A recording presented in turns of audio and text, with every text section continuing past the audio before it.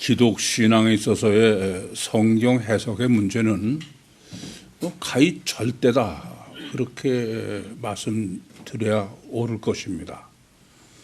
성경을 어떻게 해석하느냐가 절대적 문제일 수밖에 없기 때문에 항상 우리는 이 점 때문에 고민을 하고 있습니다. 근데 아무리 고민을 해도 또 아무리 해석을 해봐도 참 쉽지 않아요. 우선 바로 해석을 하는데 사실은 가장 중요한 거는 먼저 이 전체가 말하려고 하는 게 뭘까? 그것을 먼저 분별을 해야 올바로 해석할 수 있습니다. 그렇지 않고 그냥 해석해봐야 그거는 올바른 해석일 수가 없어요. 그것이 가장 대표적인 예가 창세기 1장일 것입니다. 창세기 1장을 2장 3절까지 7일 창조의 설계도로 보느냐 아니면은 6일 창조의 설계도로 보느냐에 따라서 창세기 1장 해석은 전혀 달라집니다. 그래서 항상 여러분이 먼저 고민하셔야 될 것은 어떤 말씀이든지 간에 이 본문이 말하려 하는 목적이 뭘까? 그것을 올바로 고민하시지 않고선 해석하면 그 해석이 바른 해석이라는 건 거의 불가능하다. 그렇게 말씀드려도 과언이 아닙니다. 오늘 이 본문은 또 다른 측면에서 이 점이 어려워요. 그러니까 전체가 뭐를 말하느냐를 알려면은 우선은 그 강조법을 생각하셔야만 된다라고 말씀드리는데 가사 창세기 1장도 하나님의 호칭 또 날짜 이런 것을 전체로 보시면은 이것은 7일 창조의 설계도로 해석해야 되겠다라는 강조법으로서 분별할 수 있죠. 그런데 오늘 본문과 같이 본문은 긴데 무슨 특별한 강조법이 있는 것 같지 않아요. 이런 것을 해석하는 건 이 나름대로 또 상당히 어려워요. 사실 또 다른 측면에서의 강조법은 오늘 본문 때문에 생각하셔야 되는 문제는 같은 것을 반복하는 경우입니다. 가서 내복음서 같은 경우는 거의 같은 것을 반복하지 않습니까? 그것은 1차적으로 워낙 중요하니까 비교해서 완벽하게 해석을 하도록 정립하도록 하는 게 반복의 1차적 목적이죠. 사복음서뿐 아니라 특별히 씨 뿌리는 비유 같은 것을 보면은 이런 점을 얼마나 강조하고 있는지를 알 수 있습니다. 우선 씨 뿌리는 비유는 마태, 마가, 누가복음에 다 기록되어 있어요. 그러니까 3번 반복하는 셈이죠. 그런데 각 복음서마다 매번 2번씩 말씀을 하셔요. 그럼 전체로 6번이나 되는 거예요. 그러니까 이것은 씨 뿌리는 비유를 해석하거나 할 적마다 상당히 고민할 수밖에 없고 많은 생각을 하게 하시는 하나님의 의도다. 그렇게 보셔야 되겠습니다. 이런 것은 이제 서로 비교하면서 완벽하게 정립하게 하는 의도인데 이 본문처럼 특별히 비교하고 그럴 여지가 없어요. 그냥 단순한 내용을 그것도 짧지도 않게 길게 지금 반복을 하는 거예요. 그러니까 보시면은 지금 사도행전 10장 1절부터 48절까지 그리고 지금 11장 1절부터 18절까지가 전체가 복잡한 내용이 아니에요. 근데 그것을 지금 11장에 와서 다시 반복하는 거예요. 이런 문제가 상당히 왜 이런 강조법을 쓸까라는 게 어려운 거예요. 저도 이 점 때문에 굉장히 고민을 많이 했어요. 도대체 왜 이렇게 단순한 내용을 길게 반복을 하면서 그런 것이 본문의 강조법일까? 그것을 많이 고민했죠. 그래서 답을 얻은 것은 창세기 24장 보시면은 아브라함이 며느리를 얻기 위해서 몸종을 하란으로 보냈는데 그 몸종이 하란에 가서 리브가를 만나요. 그러고선 그 후에 라반의 집에 들어가서 리브가를 이삭에게 시 보내는 것을 허락을 받게 되는데 거기 똑같은 것을 그냥 다시 반복하는 거예요. 늘 말씀드린 대로 성경은 예수님의 행적이라 할지라도 뭐 다 기록하는 게 아니에요. 그런데 왜 이렇게 무려 67절이나 되는 장문으로 이렇게 하실까? 그게 고민이 되는 거예요. 마찬가지로 본문도 사도행전 10장 1절부터 11장 18절까지는 66절이나 돼요. 이 길게 반복을 해서 하는 이유와 목적이 뭘까? 이 점을 굉장히 고민할 수밖에 없었습니다. 그러면서 리브가를 취하는 장면에서 제가 답을 얻었어요. 그 리브가를 얻는 장면은 지금 이삭의 아내를 구하는 거예요. 결혼을 하는 문제인데 이것은 인격적 관계가 결혼이지 그냥 뭐 강제로 하는 게 아니다. 그러면서 이제 본문을 보니까 본문도 유대인과 이방인이 인격적 화목을 이루는 거예요. 그래서 하나님은 이렇게 두 인격체 간의 화목은 짧게는 안 된다. 길게 해야 된다. 긴 관계가 필요하다. 그렇게 보니까 답이 있는 거예요.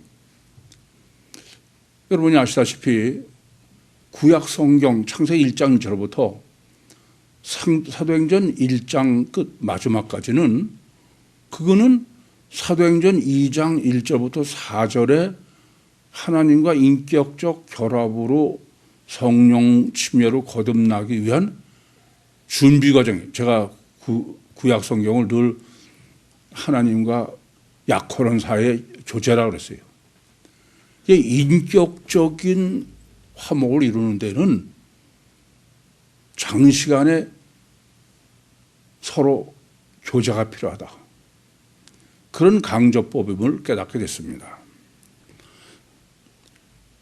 그렇게 보시면은 이제 지난번에도 정립해 드린 것처럼 성경 전체가 계시하는 것은 화평의 복음이다. 그건 오랜 동안의 관계가 절대로 없이는 그건 화평이 불가능하다. 그런 성경의 강조법이라는 것을 알 수 있습니다. 사도행전 8장에서도 보시면은 실제로 빌립이 사마리아에 가서는 사역하기 길어요, 굉장히. 그런데 실제로 성령 받는다는 것은 베드로와 요한이 가서 안수하니까 성령으로 받았다. 그건 짧고 간단해. 결론은. 그래서 에티오피아에 간다게도 과정으로서 말씀을 믿고 침례를 받았다. 까지만 길지 그 후에는 아예 생략을 해버렸다. 그렇게 보시면은 성경 전체가 이 인격적인 하나님과 인격적인 결합에 의해서 구원론을 설정한 것이 전체 구조를 보고도 이건 완전한 화목의 훈련 과정이 없이는 불가능한 게 인격체 간의 결합이다. 그것이 성경이 계시하는 것이다 라는 것을 알 수 있겠습니다. 서론부터 상당히 설정해 놓으신 본문으로 방향 설정을 바로 하셔야 본문을 바로 정립하실 수 있게 우선 전체적인 이 본문의 강조법 신학부터 정립해 드렸습니다. 이 성경 전체의 코끼리라고 늘 말씀드리는 데 있어서 가장 중요한 것이 뭐 다 중요합니다만 계시록 22장 18절 19절 지난번에도 바로 계시록 22장 18절 19절 신학을 정립해 드렸죠. 이 계시의 말씀에서 더해도 지옥 가고 빼도 지옥 간다. 그렇게 결론을 성경이 맺는 것은 더해도 빼도 안 된다는 말은 창세기 1장 1절부터 일관되게 계시록 마지막까지 성경이 계시하는 것은 첫째는 유일신 구원론뿐이다. 성경은 무슨 종교, 인간관계라든지 종교라든지 그런 것이 아니라 성화론이 아니라 구원론이다. 더도 지옥 가고 빼도 지옥 간다는 말은 구원론 절대라는 말 아니겠어요? 그래서 첫째는 성경이 계시한 코끼리 전체는 구원론으로 봐라. 두 번째는 구원인데 무슨 구원이냐 하면은 천국구원이다. 더해도 지옥 가고 빼도 지옥 간다는 말은 천국구원이지 세상구원이 아니다. 세 번째는 방금도 말씀드렸지만은 구원은 바로 하나님과 인간의 화목의 구원이다. 그래서 이렇게 66권인 방대한 양이 아니고서는 구원을 이룰 수가 없는 것이다. 그것이 계시록 22장 18절 19절의 신학이다. 이렇게 먼저 결론부터 명확하게 우선 정해놓으시고 그리고 본문을 보셔야 되겠습니다. 이제 이렇게 화평의 복음이요 구원론만이 절대요 또 천국의 구원이요 이렇게 그것이 모두 하나님과 인간의 화평의 목적이다. 그러면 이제 인간 창조의 설계부터 올바로 이해할 수 있겠습니다. 우선은 사람은 하나님께서 하나님의 형상대로 지으셨어요. 왜 형상대로 지으셨느냐? 그것을 제가 세미나 때 창세기 32장 24절 25절로 정립해 드렸습니다. 하나님이 야곱과 씨름해서 야곱한테 이기는 게 불가능하다. 일반적으로는 하나님의 전능성의 모순이 되지 그건 말이 안 된다. 이렇게 이해하기 쉬운데 그런 것이 아니다 그랬습니다. 그건 어떤 것이어야 되느냐? 그것은 하나님이 인간에게 자유의지를 주시는 것이다. 하나님의 전능성은 하나님이 스스로 제한하시면 그건 불가능해야 전능성이다. 그래서 창세기 32장 24절 25절의 의미는 뭐냐 하면은 하나님은 하나님이 인간을 마음대로 할 수 있게 해놓으신 게 아니다. 하나님은 전능하심에도 불구하고 하나님과의 관계는 화목이 목적이기 때문에 약자인 내가 원하기 전에는 하나님하고는 교제나 관계가 불가능하다. 만약에 하나님이 원하셔서 할 수 있는 관계로 해놓으면은 그건 약자인 인간이 분리해도 할 수밖에 없어요.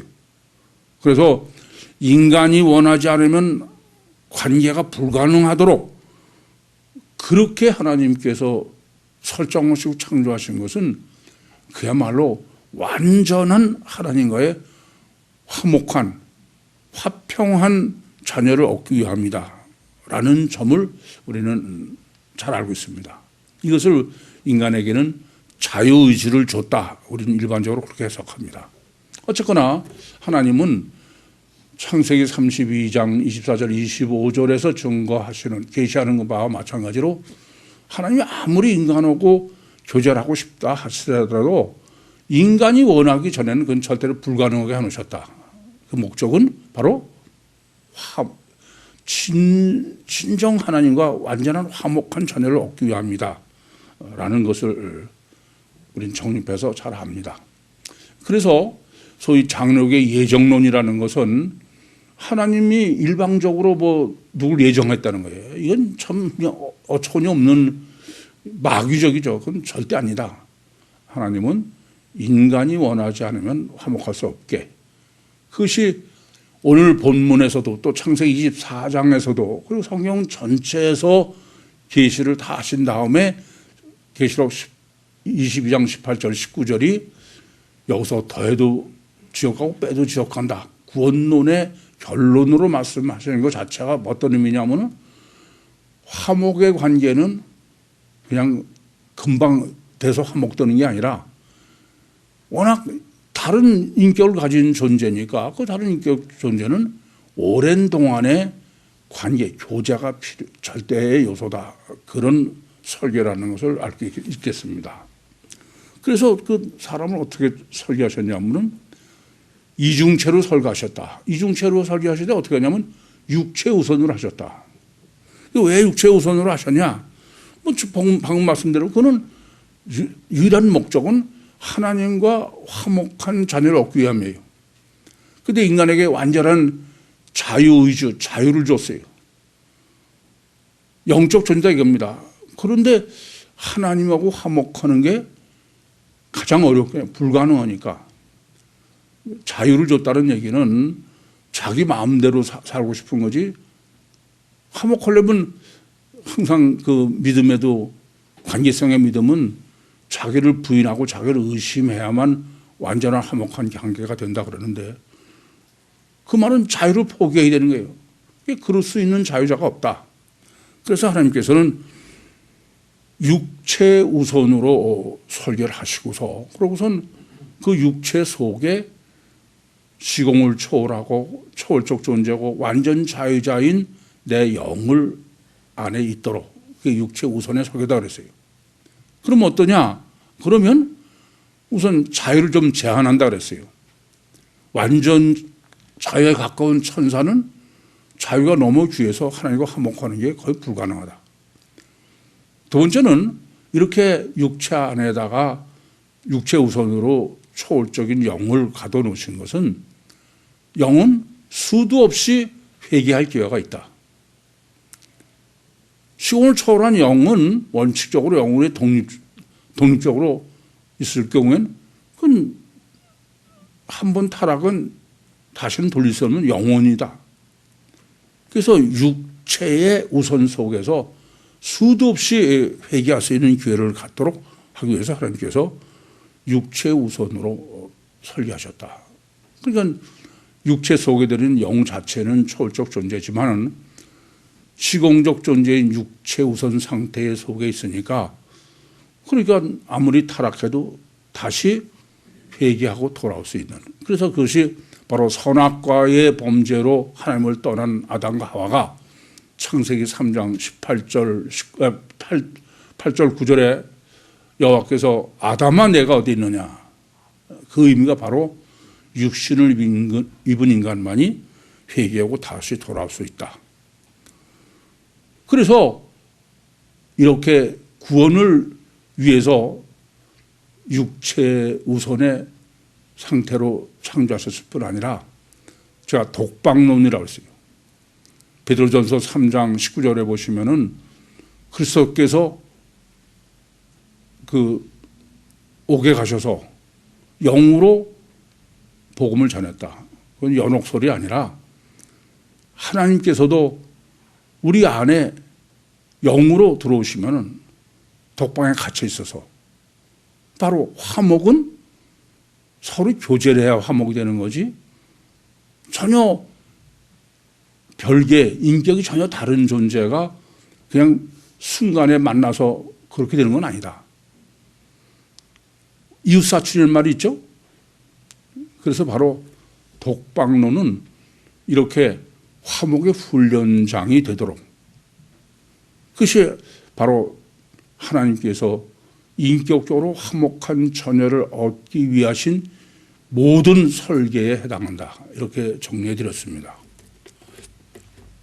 이제 그러시고서 이것을 이제 증거하시는 하시는 게 어떤 거냐? 그게 바로 선악과 사건입니다. 우리는 뭐 왜 하나님께서 그 선악과를 두셔서 말씀이냐? 그건 성경은 정말 너무 잘못하는 거예요. 하나님께서 창세기 2장 7절에 하나님과 인격적 관계가 아니면 관계할 수 없도록 여호와 하나님이 진흙으로 사람을 지으시고, 왜 진흙으로 번역했어요? 그것은 바로 영과 혼과 육이 있고 지정의가 있는 완전한 인격체에 삼일체 하나님이 들어오신 것이다 그랬습니다. 그게 사람 창조의 설계도예요. 그런 전에 창세기 2장 9절에 생명나무와 선악을 아는 나무도 있더라. 그 말씀은 분별력이 절대다. 사느냐 죽느냐의 문제는 분별력이 절대다. 그러신 후에 창세기 2장 16절과 17절에 내가 동산 각종 나무의 실과는 임의로 마음대로 먹어라. 단 선악을 알게 하는 나무의 실과는 먹지 마라. 이것은 어떤 의미냐? 하나님은 완전 자유를 주시는 거예요. 그리고 이제 네가 선택하라 이게. 아시겠습니까? 네가 선택해야 합니다. 그것이 하나님의 목적이니까. 그렇지 않고 하나님께서 허락을 해서 맹신맹종인 전혀 하나님의 뜻이 아니다. 그래서 인간은 이렇게 이중체로 육체우선 속에 초월적 영이 들어있기 때문에 늘 갈등을 할 수밖에 없는 거예요. 고민할 수밖에 없는 거예요. 생각할 수밖에 없는 거예요. 그래야 분별력이 생기니까. 그래 이렇게 고민하고 갈등하고 생각하고서는 네가 선택하라. 네 운명은 네가 결정해라. 그런 말씀이죠. 이 점을 깊이 아셔야 되겠습니다. 사실 세미나 때 이 분별력에 대해서 아주 그냥 지나칠 정도로 강조해 드립니다만은 늘 선택적이요 분별력을 훈련하는 문제는 이건 생사의 문제하고는 절대 문제입니다. 가끔 말씀드립니다만은 솔제니친이 소련에서 미국으로 망명해 와가지고서 기자가 물어봤어요. 당신은 미국 생활 중에 뭐 가장 어려우냐? 그랬더니 그 사람은 선택을 하는 게 너무 힘들다는 거야. 소련에서는 전부 배급을 받으니까 뭐 선택할 필요가 없어요. 치약도 하나, 칫솔도 하나 다 그런데. 근데 이거는 뭐 칫솔을 하나 살래도 가서 이걸 살까 선택을 해야 된다 이게요. 세월호 사건이 뭐가 문제입니까? 자기가 선택할 능력을 다 상실한 거예요. 분별력을 상실한 게 문제인 거예요. 그러니까 하나님은 선악과 사건이 의미하는 바는 네가 선택하라 이게요. 완전 자유자로서의 인격적 관계를 원하셔서 그래요. 그래서 이렇게 말씀드렸습니다. 아담과 하와가 선악과를 따먹었다 이게요. 하나님이 금단과 먹으면 안 된다. 그게 네가 선택해라. 그런데 죽는 쪽을 선택한 거죠. 이 점이 이해가 참 어렵다고 그랬어요. 그러나 조금 전에 말씀드린 것처럼 인격적 관계라는 것은 한순간에 이루어지는 게 아니다. 하나님의 설계는 두 인격체가 장시간에 거쳐서 교제를 해야 되는 거예요. 그런데 하나님이 아담과 하와를 창조해 놓으실 때는 법칙은 하나님과 인간이 인격적으로 화목하게 하지 않으면 같이 살 수 없게 해놓으시고, 그리고 우선 아담은 자다 깬 것 같은데 하나님이 들어와 계신 거예요. 아담이 원해서 들어오신 분이 아니다 그래요. 그러면 그것은 하나님과 인간은 인격적으로 화목할 수가 없어. 인격적 관계는 장시간이 필요한 거예요. 조금 전에도 서론에서 말씀드린 것처럼. 그래서 아담과 하와는 자기의 심령 속에 들어와 계신 전능하신 하나님은 전혀 인식할 수가 없다. 떠날 수밖에 없다. 이게 당연한 거지 선악과를 둬서 말썽이 아니다. 그것을 십계명에 관한 돌판으로 제가 세미나 때 설명드립니다. 모세가 시내산에 올라가서 하나님께 계명을 받을 때 첫째 돌판을 받았고 내려와서 내려다 보니까는 금송아지를 만들어서 그 돌판을 집어던져 깨트려서요. 근데 하나님은 그 깨트린 것에 대해서 전혀 모세를 질타하신 적이 없어요. 깨져야 되는 거다 그런 말씀입니다. 왜냐? 그것은 돌판도 하나님이 깎으시고 계명도 하나님이 써놓으셨어요. 그것은 곧 아담과 하와를 의미한다. 인격적 관계를 해야만 관계가 유지될 수 있는 그렇게 설계하셨는데 아담과 하와는 자다 깬 것 같고 하나님이 들어와 계신 거예요. 근데 그 관계가 인격적 화목한 인격적 관계로만 관계가 가능하다. 그건 있을 수가 없는, 깨질 수밖에 없다 그랬어요. 그래서 두 번째 다시 돌판을 해 주시는데 그것은 모세보로 돌판을 깎아라. 그것이 바로 원죄를 범한 하나님을 떠난 아담 후손을 계시하는 것이다. 첫 배 돌판처럼 하나님이 돌판도 깎으시고 계명도 써놓으실 수 있어요. 그런데 굳이 모세보로 돌판을 깎으라고 하신 것은 이제 모세는 아담 후손의 의미죠. 내가 영접해드린 거예요. 인격적으로. 그래서 모세가 깎은 돌판에 하나님의 계명을 써놓으신 것이다. 그것이 바로 하나님의 목적은 아담과 하와에 있는 게 아니라 이렇게 하나님을 떠난 사람이 하나님을 인격적으로 영접해 드리는 것을 구원으로 그렇게 설계하셨기 때문에 이것이 우리가 늘 얘기하는 영접한다든지 성령 침례를 받는다든지 그런 것에 대한 실제를 계시한 제 표현대로는 맞춤형이다. 그렇게 정립해 드렸습니다. 따라서 아담과 하와만이 아니라 우리는 이 겉사람은 뱁새고 육체 우선이고 가셔 결과만이 절대고 그리고 주체는 속의 영이에요. 보이지 않는. 근데 이것은 정반대이기 때문에 인간은 정상적인 사람은 누구나 하나님이 자동적으로 모순을 때문에 고민하고 갈등하고 생각하고 그렇게 해서 분별하도록 그렇게 사람을 설계하신 거지. 아담과 하와도 그런데 하물며 선악과를 따먹은 아담 후손은 더 말할 것도 없어요. 그렇지 않은 사람은 실제로는 그건 영이 죽은 거예요. 제가 놀이학교의 엄마들을 자녀를 제대로 키우는 엄마들로 만드는데 가장 어려운 점이 우선 본인들이 스스로 갈등을 하고 고민하고 생각하게 만들어야 돼요. 그렇지 않고는 그건 절대 불가능한 거예요. 우선 분별을 전혀 못하는 거예요. 그것 때문에 늘 제가 상담도 하고 고민도 하는데 그래서 하나님께서는 우선은 아담 후손은 전부 육체 우선이고 가셔 결과만이 절대니까 인간은 전 세계가 지금 그러하듯이 단일체로 이해하고 있는 거예요. 보고 있는 거예요. 절대 그거부터 해결해야 돼. 가장 문제는 인간이 단일체냐 이중체냐. 이걸 실제로 깨달으면 자연적으로 사람은 갈등하고 고민하고 생각하게 돼 있어요. 근데 단일체로 하면 더 이상 생각다고 보지도 않는 거죠. 그래서 하나님께서 이렇게 인간의 이중체성을 완벽하게 계시하시고 이중체를 인정할 수밖에 없고 그렇게 하나님께서 사람을 창조하고 설계하신 그게 뭐냐면은 할례 신학이에요. 여러분이 아시다시피 하나님을 믿는 백성들 유대교니 회교 다 맞아요.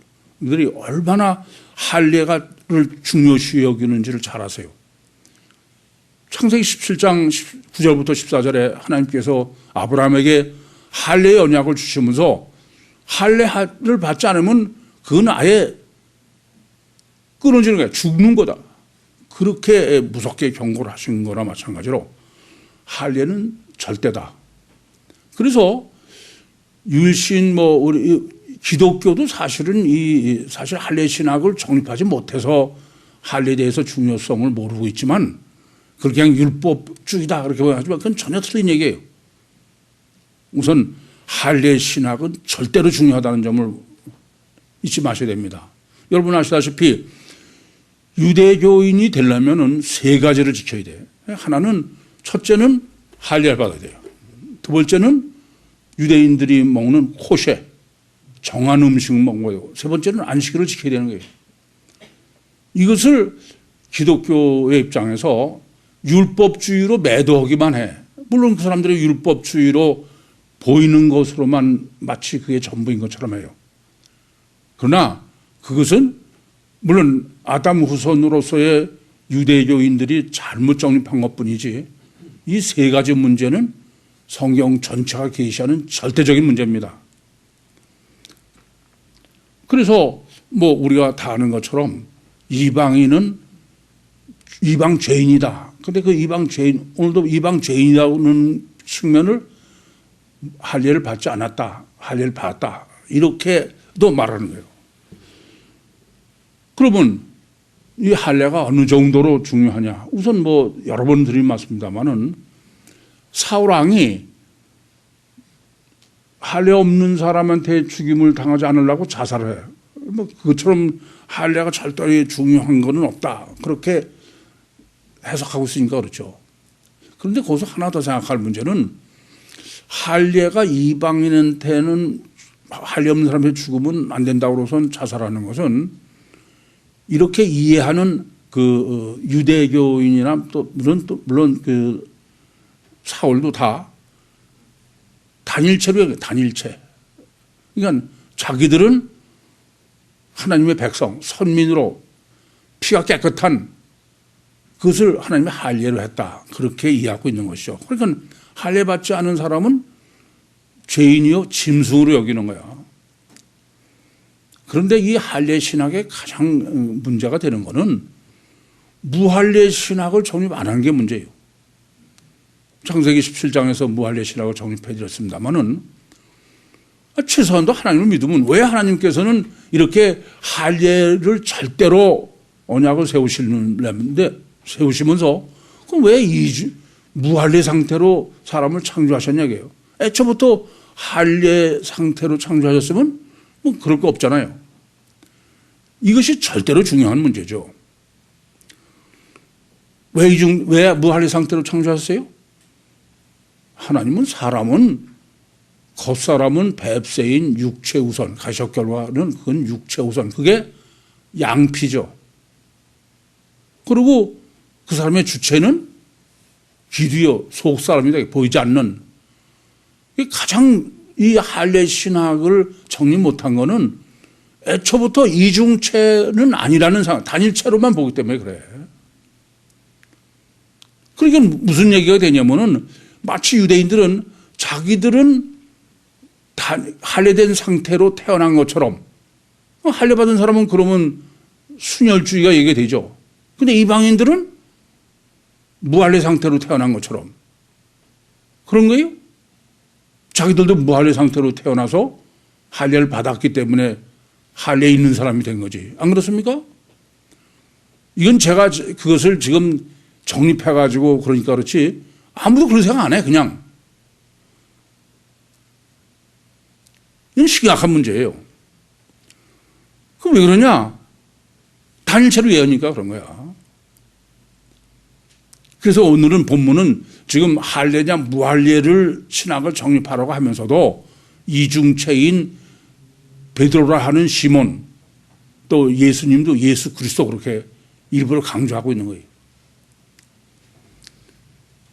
할례 신학을 정립 못한 문제는 할례를 받아야 되는 그것만 결과만 따라하는 거야. 그런 거지 왜 하나님께서 무할례 상태로 태어나게 하시고서는 할례의 계명을 주셨냐라는 생각을 전혀 안 하는 거야.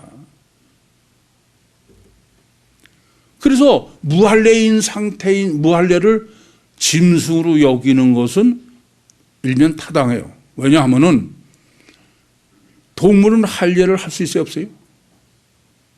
할 수 없어. 동물은 할례 받을 수가 없어요. 하나님이 설계해 놓으신 게. 그러니까 동물은 무할례 상태예요. 그래서 할례 받지 않은 사람은 짐승으로 여기는 거야. 그렇다고 해서 그럼 할례 받은 지들은 할례 상태로 태어난 게 아니잖아요.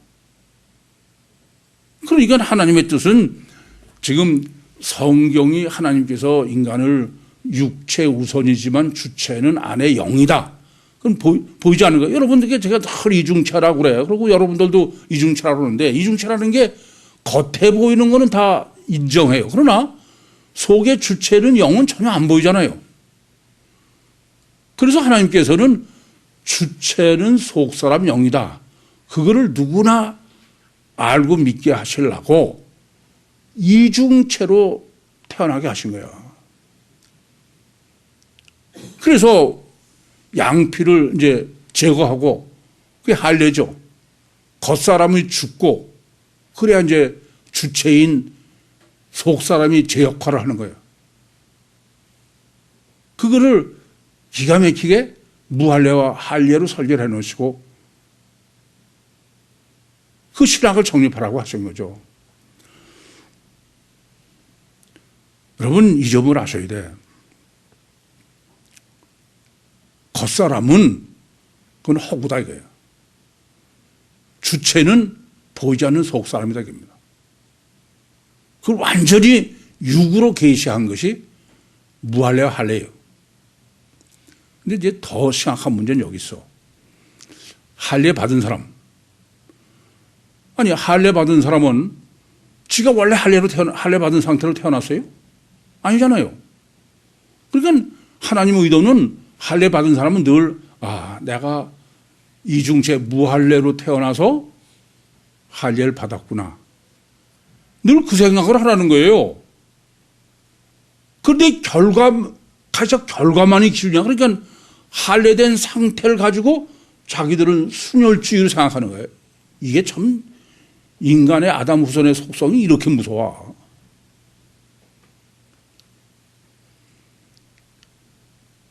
그래서 어느 정도냐, 겉사람이 어느 정도로 그것은 보이는 거지만 전혀 그것은 필요가 없냐, 있어야 되지만 필요가 없냐, 그게 8일 만에 할례라는 거예요.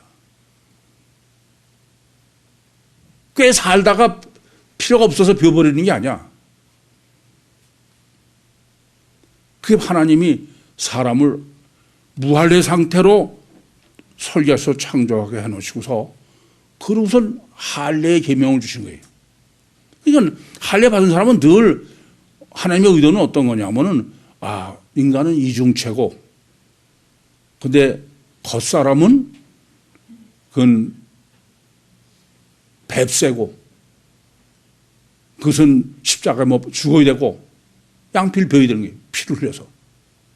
그리고 주체는 보이지 않는 속사람이다. 영이다. 그게 실제로 가시적으로 계시한 거예요. 제가 늘 표현한 대로 맞춤형이지. 그걸 늘 자각하라는 거예요. 근데 이게 참 기가 막히게 저희들도 다 무할례로 태어나서 할례를 받은 사람들이 결과로 보고서 결과만 가지고선 할례 안 받은 것은 할례 받지 못한 짐승이다. 그리고 지들은 할례 받은 것은 그냥 자기들은 순혈주의로 원래부터 몸 자체가 순혈인 것처럼 이게 참 기가 막힌 얘기예요. 제가 보면은 하나님이 봐줄 수가 없어 도대체. 이제 그러면서 문제는 뭐 할례를 받아 이중체냐 단일체냐 그 문제가 아니라 사느냐 죽으냐의 문제다. 성경은 생명의 문제지 무슨 네가 의로우냐 의롭지 못하냐의 문제가 아니야. 그러니까 아예 하나님을 창조해 놓으시고선 선악과 사건이 뭐예요? 먹으면 정령 죽으리라. 우선 하나님의 구원도는 죽느냐 사느냐의 문제지 네가 무슨 깨끗하냐 더러우냐의 문제가 아니다. 의인이냐 죄인의 문제가 아니다 이겁니다. 생명이 절대인 거예요. 그런데 생명이 절대인데 그러면 사람이 살려면 어떻게 되느냐?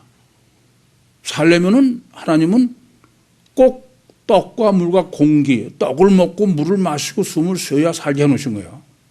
제가 세미나 때도 요한복음 7장 38절 39절을 정립해 드리시면서 생수양이 배에서 넘친다. 근데 그 배가 여자의 자궁이다. 근데 왜 그렇게 말씀하셨냐 하면은 생수의 강이 배에 넘친 거는 그건 탯줄을 통해서 그 잉태된 아기가 엄마로부터 떡과 물과 공기를 받아 먹어야만 산다. 그러면서 이렇게 여쭤봤죠. 왜 하나님은 꼭 떡과 물과 공기를 받아 먹고 살아야만 살게 하느냐? 하나님 사람을 아예 떡과 물과 공기도 없이 살게 전능하신데 할 수가 없느냐? 천사는 떡과 물과 공기가 필요해요? 필요 없이 살아. 아시겠습니까? 근데 육체 우선으로 해놓으시고선 떡과 물과 공기가 절대로 해놓으신 거예요. 이 점이 대단히 중요한 겁니다. 무슨 말씀이냐면은 생명이 절대라는 것을 실제로. 근데 그 생명의 조건이 뭐냐? 떡과 물과 공기야. 떡을 먹어야 되고 물을 마셔야 되고 숨을 쉬어야 되게. 그렇지 않고는 살 수가 없게 그렇게 해놓으신 거예요.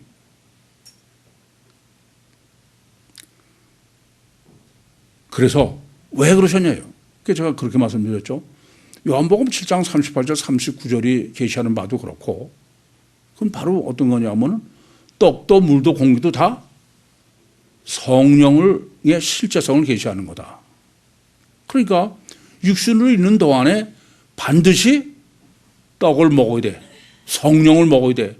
물을 마셔야 돼. 성령을 마셔야 돼. 숨을 쉬어야 돼. 성령을 들여 마셔야 돼. 반드시 우리 안에 들어오셔야만 된다. 그거를 그래야 산다. 그게 생명이요 사는 거다. 하나님이 육신의 인간을 설계하신 유한 목적이에요. 하나님과 화목해서 우리 안에 하나님이 들어와 계시는 게 그냥 화목해도 괜찮고 아는 게도 괜찮은 게 아니라 생사의 문제다. 근데 그 생사는 반드시 떡과 물과 공기를 먹어야 되는 거지 먹지 않고서는 안 되는 거다. 그래서 오늘 본문 보시면은 본문은 계속해서 자꾸 먹는 거야. 너희가 이방인에 가서 그게 아니라 함께 먹었다 문제야. 그 먹는데 이방 먹는 게 문제요. 뭘 먹느냐죠. 그게 소위 이제 부정한 음식과 정한 음식으로 성경이 계시하는 겁니다. 설정하는 거예요. 그래서 유대인들이 정한 음식으로 먹는다고 생각하는 게 코셰죠. 그리고 부정한 음식의 문제가 그래서는 안 된다고 해요. 본문은 지금 이렇게 코셰 신학을 정립하라고 해요. 이제 할례 신학을 정립하는 게 하나 첫째고, 두 번째는 코셰 신학을 정립하라. 할례 신학은 이중체요. 이중체의 주체인 영이 살려면은 반드시 먹어야 되도록 해놨다. 그래서 그 먹는 것이 이제 두 가지예요. 하나는 부정한 음식이죠. 부정한 건 뭘 계시하는가? 하나님이 하나는 부정하고 하나는 정한 거예요. 그래서 정한 거를 그 사람들은 코셰라고 그런 거 아닙니까? 그러면 부정은 뭐냐 이게? 결론부터 말씀드리면 부정한 음식은 먹으면 죽는 음식이야. 아시겠어요? 사망과다 이게 사망과. 무슨 사망과냐? 육은 사는데 영이 죽는 사망과야. 이해되세요? 그리고 코셰는 영이 사는 사망과다 이게. 영이 사는 생명과예요. 그러니까 근본은 지금 그 코셰는 사망과냐 생명과냐의 문제다. 사망과는 어떤 겁니까? 하나님께서 네가 동산강의 가쪽나무의 실과를 마음대로 먹어라. 선악을 알게 하는 나무를 먹으면 죽는다. 선악과는 무슨 거예요? 그건 사망과야. 근데 뭐의 사망과예요? 영의 사망과다 입니다. 그게 성경이 얘기하는 소위 부정 음식이야. 아시겠습니까? 코셰라고 해서 안 먹는 것들은 다. 그러니까 하나님이 부정 음식이라고 해놓으신 것은 뭐의 실제성? 사망과의 실제성. 근데 그 사망과의 실제성이 그냥 놔두고는 상관없어. 먹는 게 문제인 거야. 이게 왜요? 생명도 어떻게 해요? 생명과를 먹어야 사는 것처럼 사망과를 거꾸로 먹으면 죽는 게 사망과죠. 이해됩니까? 그러면 먹고 죽는 사망과는 뭐냐 이게. 왜 아담과 하와가 선악과를 먹었어요? 그 먹으면은 육은 살아서 보이지 않는 영이 죽은 거야. 그 영이 죽은 거는 성경만 얘기고 실제는 모르는 거죠. 아시겠어요? 그래서 그 먹으면 영이 죽는 것의 사망과를 그 후에 하나님께서 그게 선악과의 사실은 그게 뭐예요? 부정한 음식의 동물이다 그런 말씀입니다. 그 실제는 지금 본문도 뭐 정하냐 부정하냐 이런 문제가 생기는 건데 그러고선 2절과 8절 다 먹었다는 게 문제가 되는 거예요. 그것은 예수님께서 가장 정확하게 이것을 명확하게 연결지어서 보여주셨죠. 요한복음 13장 26절과 27절에 보시면은 주님께서 초를 찍어다가 그렇게 해서 그 가룟 유다에게 줬어요. 그랬더니 가룟 유다 안에 뭐가 들어갔다? 마귀가 들어갔대요. 사실은 그때 마귀가 들어간 건 아니에요. 마치 이런 거나 마찬가지야. 예수님께서 마태복음 3장 16절에 요단강에서 침례를 받고 올라오셨어요. 그때 성령이 비둘기 같이 형체로 주님에게 임했어요. 그때 임한 겁니까? 아니죠. 안에 성령이 계신 걸 보이도록 한 거예요. 지금 가룟 유다 안에서 가룟 유다는 이제 마귀의 지배하에 있다라는 것을 보이도록 한 거예요. 그게 바로 선악과의 의미요. 부정한 음식이다. 아시겠죠? 그럼 반대로 이제 생명과는 뭡니까? 뭐 창세기 3장 22절부터 24절에 보시면은 하나님께서 에덴에다가 생명과를 놓으시고선 생명의 길을 막고 못 따먹게 했다. 이렇게 기록하고 있는데 어쨌든 그것은 바로 죽은 게 뭐예요? 영이 죽었으니까 생명과도 영이 사는 거지, 그건 육이 사는 게 아니야. 뭐 영이 죽었다는 증거는 선악과를 먹고도 하와가 멀쩡해서 아담도 먹었다는 얘기 자체가 죽은 건 영이 죽은 거지 육이 죽었다는 얘기 아니죠. 그래서 이 지금 영을 살리는 음식, 그것을 하나님은 뭐라고 그래요? 생명과요. 그를 코셔라는 게 정결한 음식이다 이런 얘기예요. 그러니까 뭐가 부정하고 뭐가 정결한 근본이 뭔지를 영적으로 정립하지 않으면 안 된다 그런 말씀입니다. 여러분 출애굽을 할 때 하나님께서 절대로 유교병은 먹으면 안 된다. 무교병을 먹으라 그러시죠? 왜 그럴까요? 유교병은 불순물이 들어가 있는 거야. 그러니까 빵에다가 이스트가 들어있는 거죠. 그것은 바로 마귀가 들어가 있다. 그런 의미가 되죠. 영적으로는. 그러니까 마귀 없는 깨끗한 떡을 먹어라. 그게 무교병의 의미고. 또 사무엘상 21장에 보시면은 다윗이 성전에 하나님께서 물려낸 거룩한 떡이래. 진설병을 먹죠. 그건 무슨 의미예요? 진설병. 왜 무슨 떡이 거룩한 거야? 그건 바로 생명과의 의미다. 이해됩니까? 이 점을 아셔야 되겠어. 그래서 이것을 가장 주님께서 명확하게 보이게 하신 게 뭐예요? 성찬식인 거야. 아시겠죠?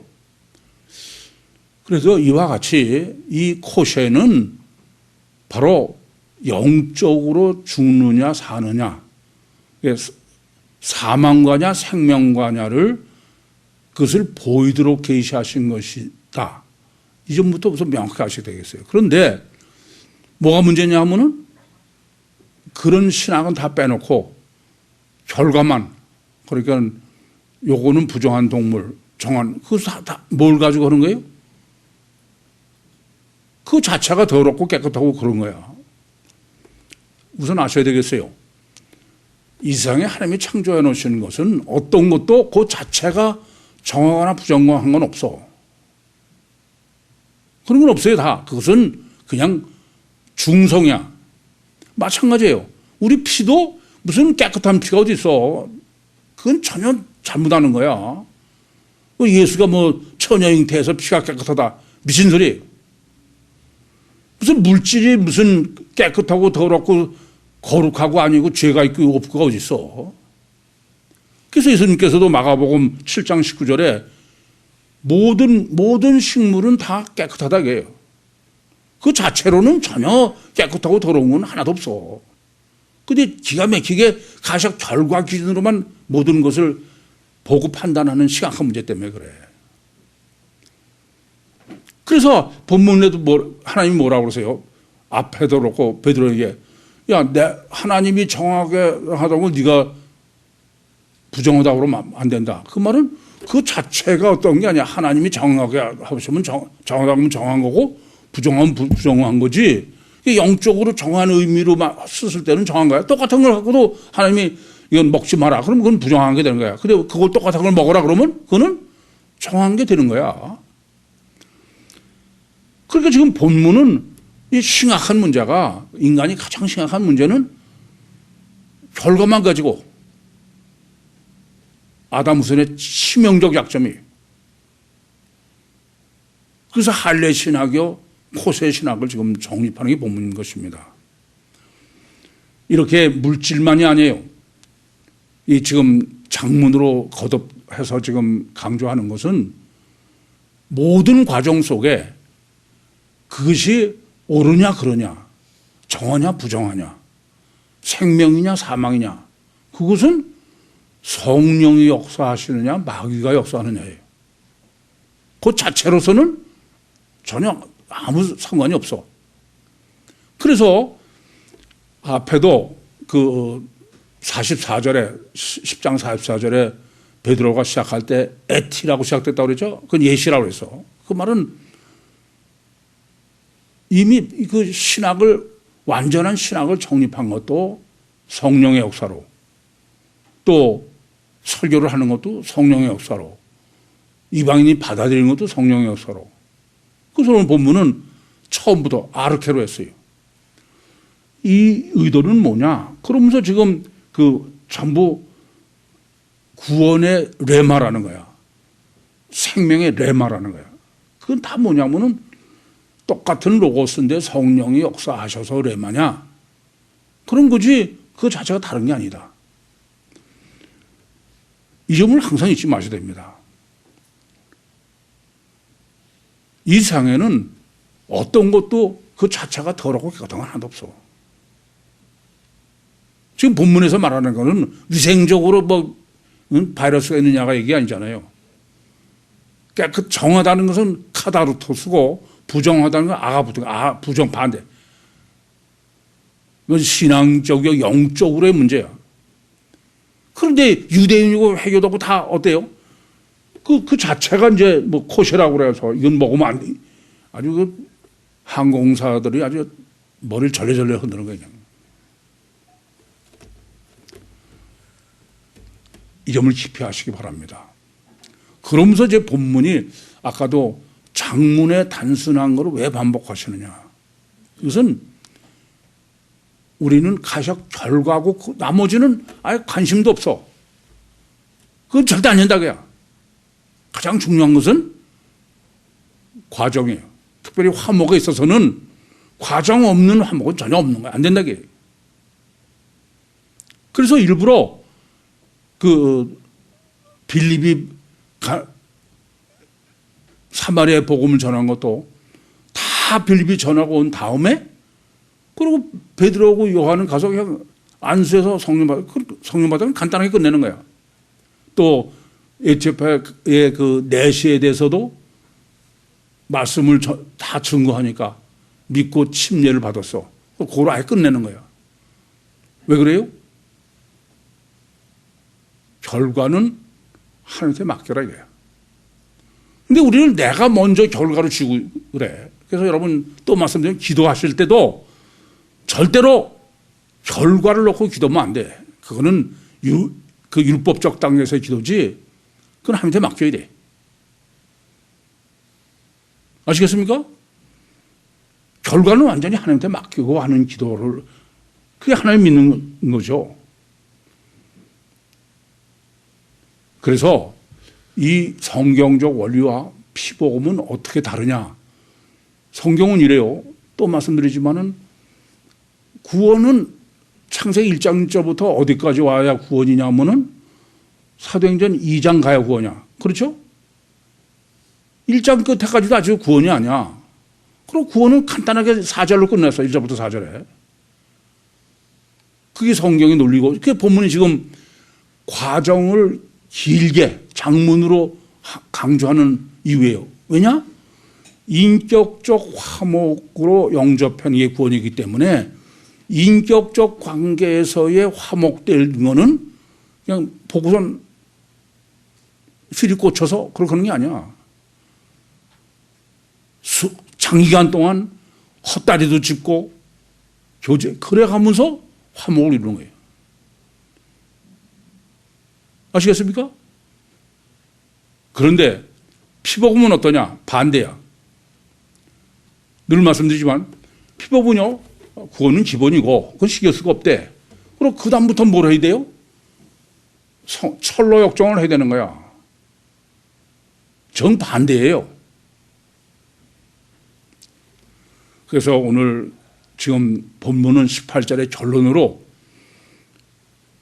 끝에 생명 얻는 회개예요. 아니, 원래는 생명 얻는 것은 회개가 아니고 뭐 해야 돼요? 성령을 주셨다. 성령을 주셨다. 근데 본문은 지금 실제 구원, 생명 얻는 실제는 놔두고, 무슨 말이냐면 성령 주시는 건 잊어버려. 신경 쓸 거 없어. 뭐만 하면 돼? 성령, 생명 얻는 회개만 하면 돼. 그러면 그것은 하나님이 다 하실 테니까 그게 간다게의 실제입니다. 더구나 지금 생명 얻는 이 회개라고 번역된 헬라어 원문은 메타노에오 회개죠. 엔 속에, 에이스 인투 조의 생명이에요. 그리고 디돔이 주는 겁니다. 직역하면 무슨 소리냐면은 생명 속으로 들어가는 회개. 무슨 말인지 아시겠어요? 생명 속으로 들어가는 회개야. 이 말은 무슨 말입니까? 첫째, 이중체 신학을 정립하라게. 무할례 신학을 정립하라게 합니다. 그리고 주체는 겉사람이 아니고 속사람이야. 그렇기 때문에 생명은 속이 생명이야. 그래서 생명으로 도달하는 신학을 정립하라게. 그걸 전하라게 합니다. 불 받아라. 누구 안 사니까 병난다. 그거 전하는 얘기가 아니야. 이 점을 깊이 아셔야 됩니다. 겉사람은 허구요. 그것은 실체는 속이, 그게 이중체다. 두 번째는 할례 신학을 정립하라고 해요. 속사람의 역할을 제대로 하려면은 반드시 겉사람은 죽어야 돼. 할례를 받아야 돼. 양피를 비워 버려야 된다는 얘기입니다. 그러니까 할례 절대로냐? 육체 부인의 절대요. 그러기 전에는 그것은 내 주체인 내 영이 살 수도 없고 활동도 할 수 없다.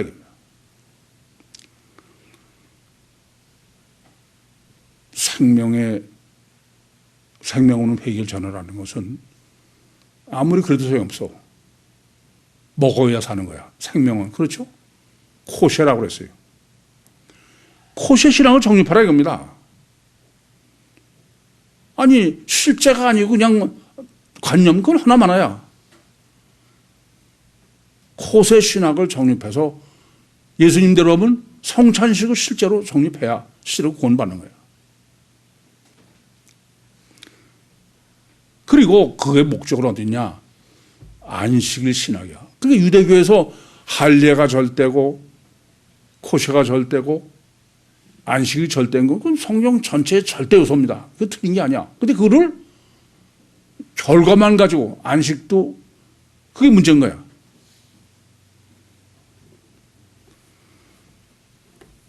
그러니까 성경에서의 구원은 이렇게 해서 생명 우리 안에 하나님이 들어오시는 목적은 천국권이다. 정말 마지막 기회예요. 여러분 마지막 기회인 줄 아셔. 마지막 기회입니다. 무할례의 신학, 할례의 신학, 코세의 신학, 안식일의 신학을 올바로 정립하셔서 실제적으로 주님이 내 마음의 주인이 되시는 선택받은 참 하나님의 백성이 되셔서 주님으로 말미암아 육신과 세상을 승리하시고 천국의 주인 노릇하시는 우리 모두가 되기를 간절히 소원합니다. 기도하시겠습니다. 살아계신 아버지 하나님, 은혜와 사랑을 감사합니다. 여기까지 말씀하시고 여기까지 인도하시고 역사하신 주님, 사랑에 사랑을 더하시고 능력을 더해 주셔서 한 사람도 나고작 없이 주님 오실 때 공중에서 주님을 만날 수 있는 모든 구유 식구들에게 해 주시옵소서. 예수님의 이름으로 기도하옵나이다.